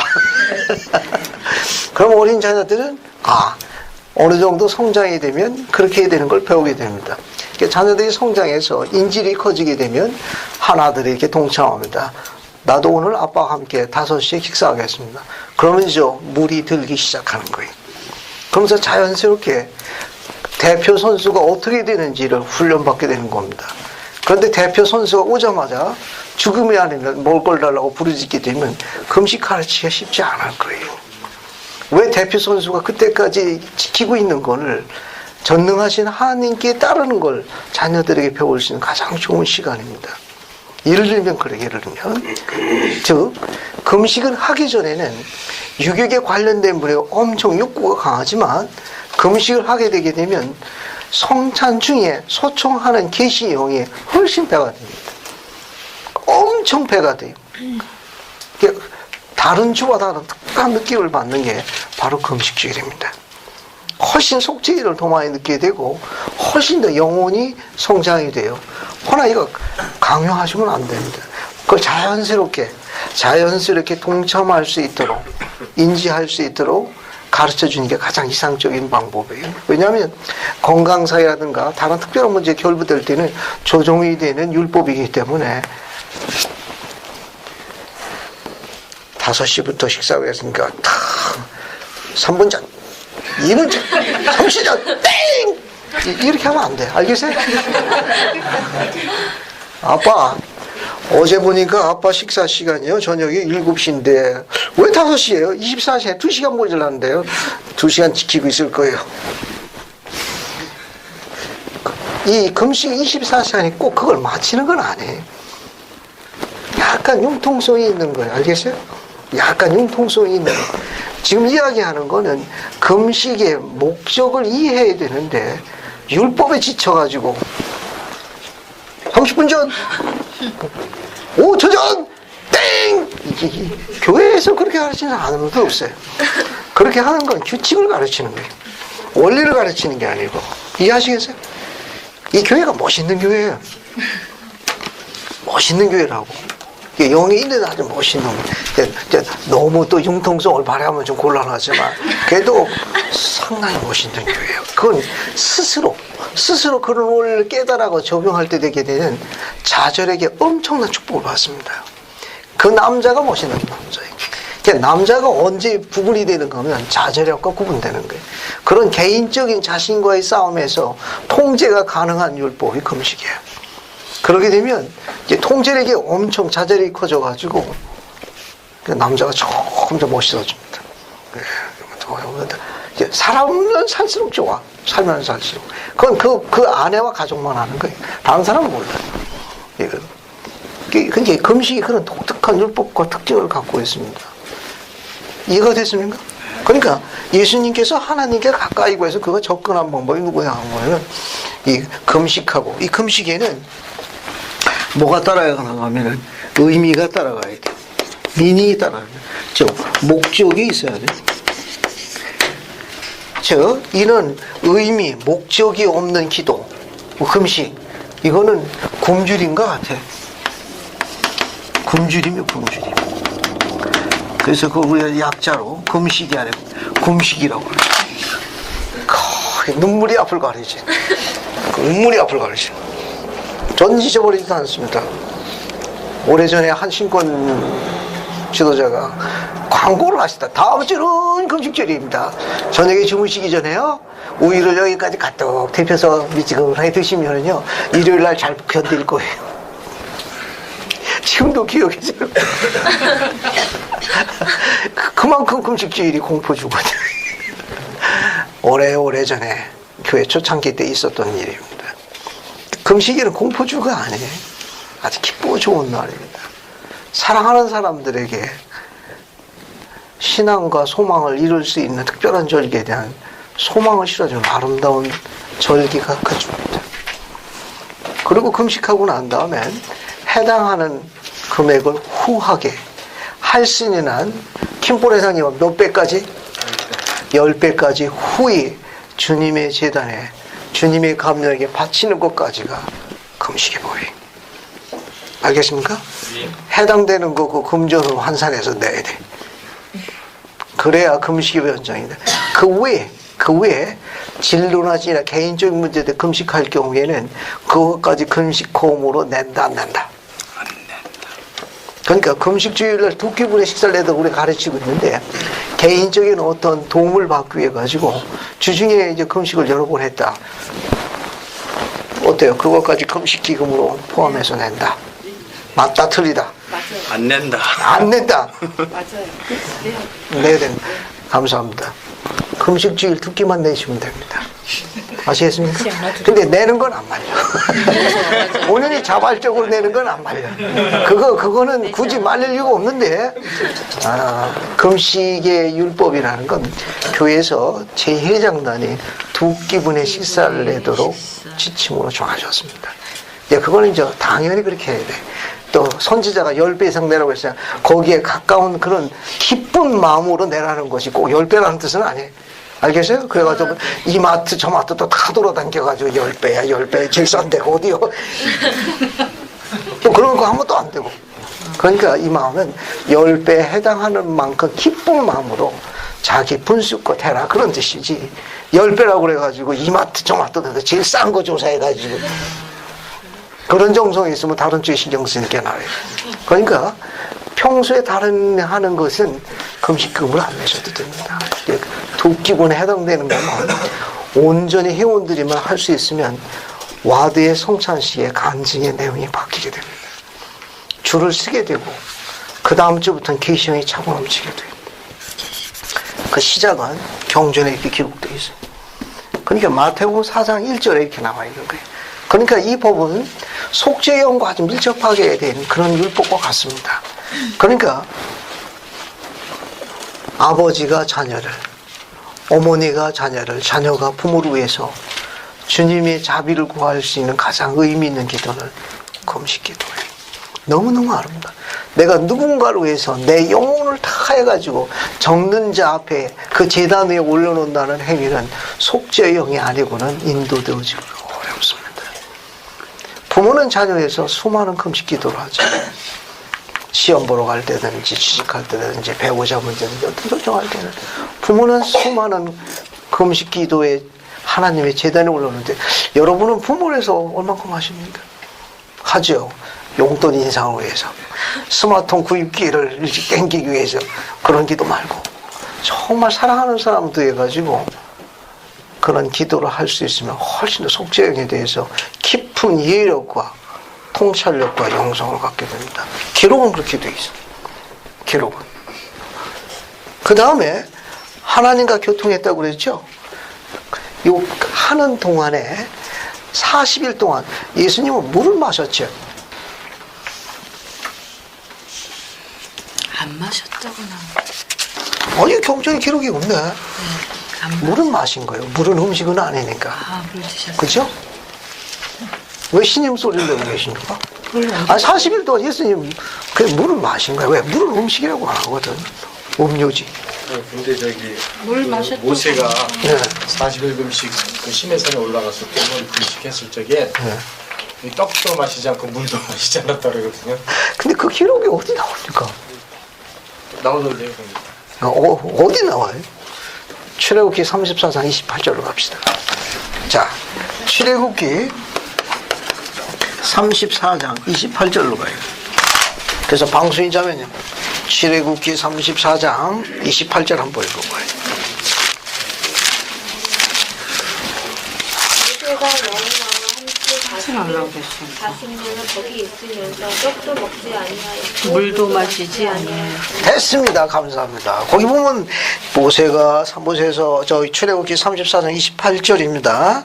거기 보시면 모세가 여호와와 함께 40일 40야를 거기 있으면서도 떡도 먹지 아니하였고 거기 뒤에 뭐라고 나와 있어요? 물도 마시지 아니했더라. 그런 기록이 나와 있으니까 아마 예수님도 취하지 않을 것으로 추정할 수 근데 있다. 이제 그 사람이 물을 마시지 않으면은 5일을 넘기고 6일을 넘기기가 힘들다 그러거든요. 의학적으로. 그렇죠. 예, 죽죠. 근데 이제 모세 같은 경우는 하나님의 영 때문에 이런 특별한 보호가 있었던 말이죠. 예, 하나님의 특별한 영의 보호가 있기 때문에 가능한 거니까 여러분들 그런 보호하에 있는 경우를 제하고 하시면 안 돼요. 또 오늘 배웠다고 감독님한테 최후 동쪽 보내고 저 산에 갑니다. 40을 해보지 그렇게 하시면 큰일 나요. 네. 자, 또 봅시다. 또 우리가 갖고 있는 기록에 보게 되면 마귀가 언제 예수님을 유혹하러 왔습니까? 힘이 다 빠졌습니다. 힘이 다 빠졌습니다. 힘이 다 빠질 때 박재호 형제가 정확하게 봤어요. 줄이셨을 적에 기록은 뭐라고 나와 있습니까? 줄이신지라고 되어 있죠. 한번 볼게요. 우리가 갖고 있는 성경의 기록보다는 영감력 번역이 훨씬 정확하니까 이거 맨 밑에 거 보세요. 맨 밑에 거 보세요. 맨 밑에 거 보시면은 자 뭐라고 되어 있는가 하면은 하나님과 교통하신 후에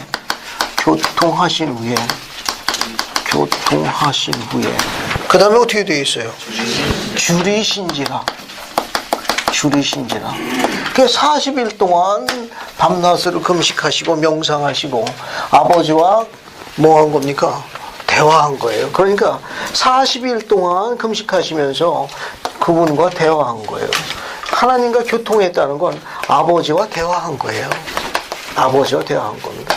그러니까 어떤 영적인 특별한 어떤 부분이 있었다는 걸 짐작할 수 있습니다. 40일 동안 예수님께서 40일 동안 금식하는 동안에 주님과 대화했다는 걸 기도하시고 명상하시고 대화했을 그 가르침은 아버지부터 무언가 그 부분에 대한 가르침을 천사들의 수종을 받은 게 틀림없어요. 그러니까 그것이 끝나니까 무슨 줄이신지란 뭡니까? 예수님이 지금 필멸의 몸을 갖고 계시니까 필멸의 육신을 갖고 계시잖아요. 그죠? 그게 40일 동안 떡도 물도 안 드시니까 어떻게 된 겁니까? 이거는 줄이신지라 곰줄이신지라 이런 뜻 아니에요. 그래서 어떻게 되는 겁니까? 엄청 배고픈 거예요. 결론적으로 얘기하게 되면 엄청 배가 고픈 거라. 그죠? 네. 그리고 또 엄청 배가 고픈데 지금 뭐래도 먹어야 돼. 알겠어요? 네. 뭐래도 먹어야 되는데 여러분 금식하고 난 다음에 제일 맛있는 게 뭔 줄 알아요? 제일 맛있는 거 귤, 오렌지. 물 먹어보면 물이 달다는 걸 느끼게 돼요. 물이 안 달다는 걸 느끼지 못하는 분은 금식을 적당히 하신 분들이 세상에서 제일 달고 맛있는 게 물이야. 근데 그거 외에 다른 거 찾는 분들은 여기 다른 영양소가 가미된 거예요. 자 앞에 보세요. 뭐 그건 또 다른 얘기고. 예수님께서 40일 동안 금식이 기도와 아버지와의 대화가 멈추고 천사의 수중에 걷어지고 나니까 필멸의 육신에 극도의 피로감이 온 건데 그 중에 하나가 뭐냐? 먹는 거예요. 이게 온 세포가 뭐 하는 겁니까? 온 세포가 뭔가 먹어야 돼. 뭔가 뭘 돌이라도 물이라도 뭔가 먹어야 돼. 온 세포가 지금 어떻게 됐습니까? 지금 난리가 난 거예요. 지금 온 세포가 전부 세포 분열이 일어난 겁니다. 지금 그걸 세상적인 용어로 육욕이라는 거, 육신이 갈구하는 그런 부분을, 욕구를 육욕이라고 표현해. 그러니까 지금은 육욕이 왜 또 욕이 나오냐 어떻게? 육욕이 가장 갈망하는 거예요. 이게 뭐냐? 식욕이에요. 먹는 거니까. 그죠? 식욕. 식욕. 그게 사람에 따라 다 달라. 지금 예수님 경우는 먹는 경우만 이야기했는데 이건 육욕으로 총칭되는 거예요. 그러니까 욕자 돌림으로 하는 건데 고약한 게 굉장히 많아요. 그러니까 사람마다 어떤 사람에는 식욕, 어떤 사람에게는 돈욕, 물욕, 또 뭐가 있어요? 권력, 뭐 성욕, 또 뭐가 있어요? 명예욕, 또 목욕, 탕수욕. 사람마다 지금 유혹 과정에 이제 단계가 있습니다. 오늘 첫 단계 여기까지 설명하겠는데 가장 갈망하는 육욕의 가장 극도의 간구의 피로도가 가장 높을 적에 악이 접근했어요. 악이 접근했는데 흠정 얘기는 안 나오고 영감력이 딱 한 줄만 나오는데 여기 맨 밑에 보면 뭐라고 나와 있는가 하면은 보세요. 줄이신지라 그대 미주신 거 보세요. 뭐라고 되어 있습니까? 남겨지게 되니 마귀의 유혹을 받으시게 되었더라. 여기까지만 설명하는데 여기 보세요. 줄이신지라 여기 보면 흠정력에는 안 나오고 영감력에는 was left. 그 다음에 to be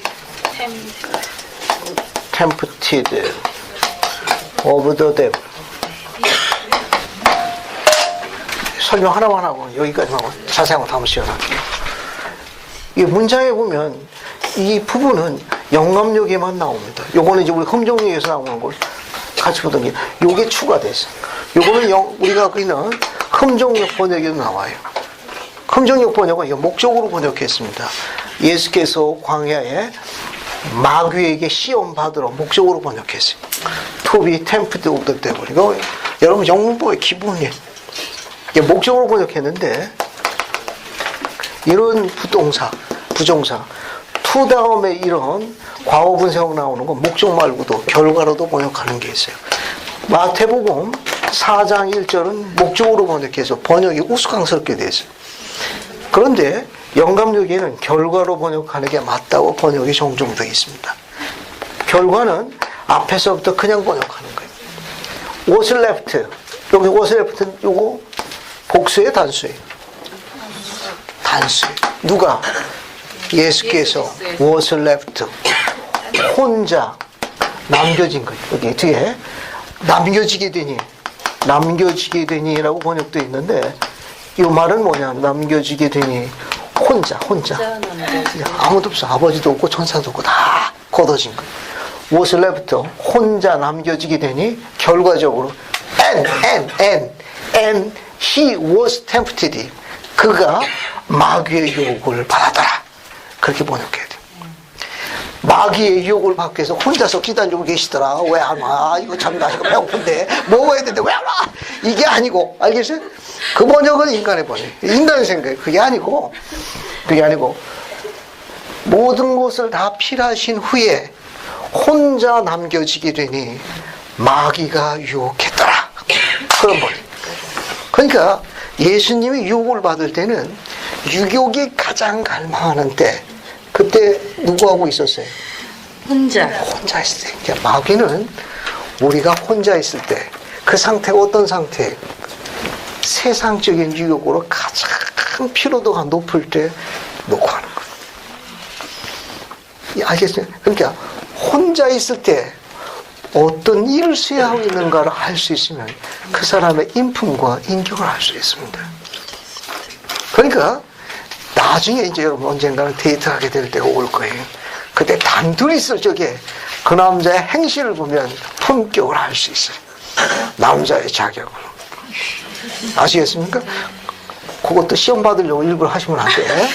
또 나 예수님 발자취 마태복음 4장 1절만 기억하면 안 되는 거예요.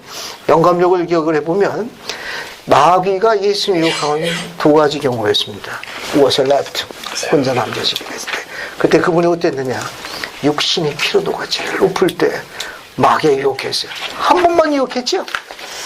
아니요. 세 번 유혹했죠? 네. 그러고 이제 다시는 안 왔죠? 아니요, 계속.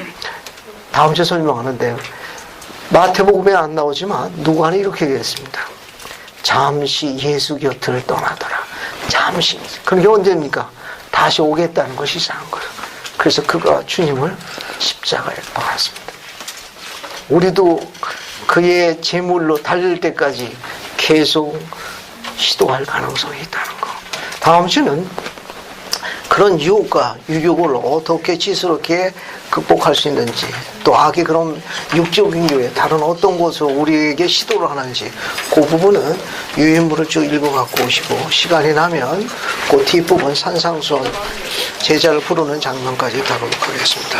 예수 그리스도 아멘.